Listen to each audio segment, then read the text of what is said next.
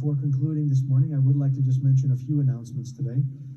Thank you, as always, to our very dedicated skeleton crew who has now been diligently operating both our live streaming and serving in the altar and serving at our chanter stand, leading us in prayer for the last 3 months. I know that many of us would love to be here right now, and indeed it is a blessing for all of us to be here, but please note that there are people who are definitely making these things happen behind the scenes and in the altar for assistance for the priest, for that matter. So thank you once again for now doing it for a very long time.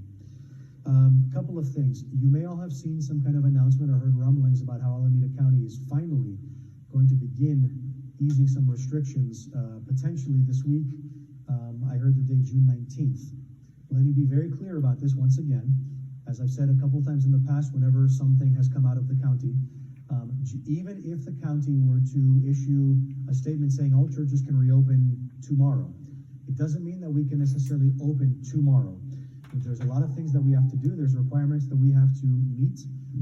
There's requirements that come from the metropolis, which we have to check off for the safety of our parishioners and so that we can be organized. And there's a lot of things that we still have to take care of this week. Now, I can happily say that we have a very dedicated crew of people in our parish leadership, the parish council, and a few other volunteers who are very much helping in making this happen and making reopening a reality and very possible, hopefully sooner than later. So we thank them, and they have been hard at work for a long time now. I know because I see how many emails are shooting back and forth at all times with very lengthy things to read and that we have to comb line by line.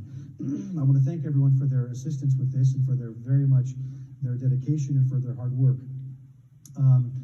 As soon as these requirements are met, we will let all of you know, as I've said in the past. So please stay tuned this week.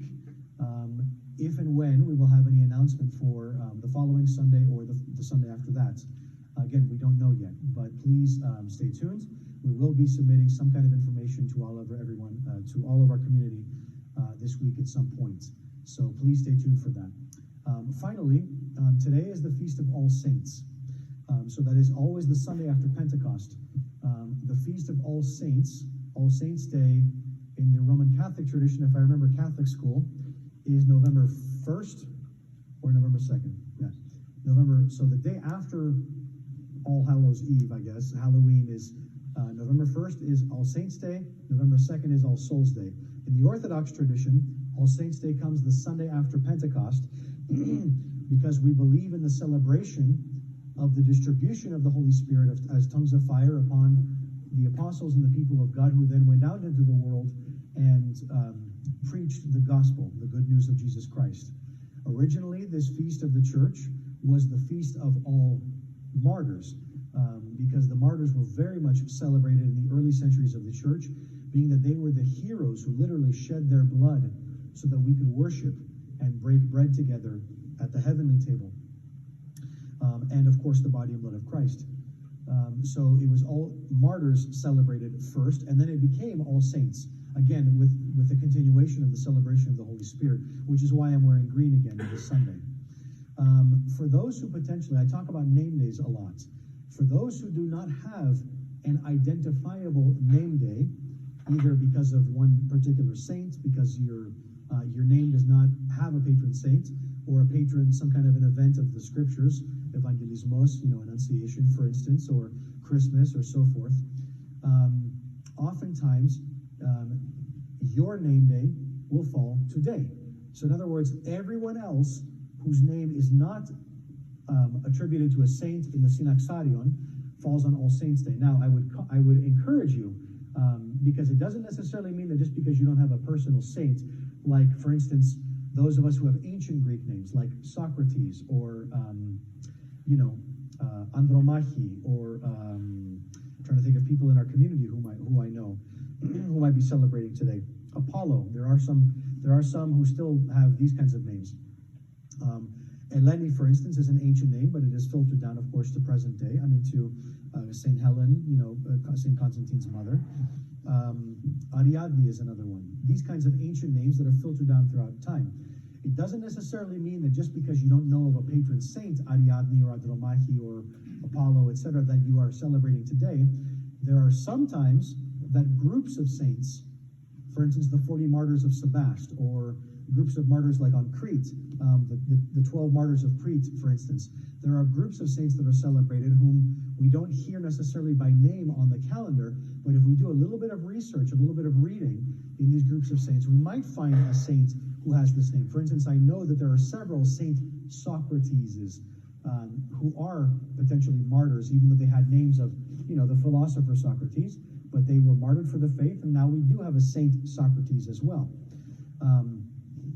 In any case, so I would encourage you, by way of today, this should be kind of a thing that spurns us in our personal dedication, our personal piety, our own faith, our own relationship that we have with Christ, to do a little bit of hunting, a little bit of research, to find, is your name, if you don't have a patron saint, celebrated today, or perhaps in a little-known group of saints somewhere else.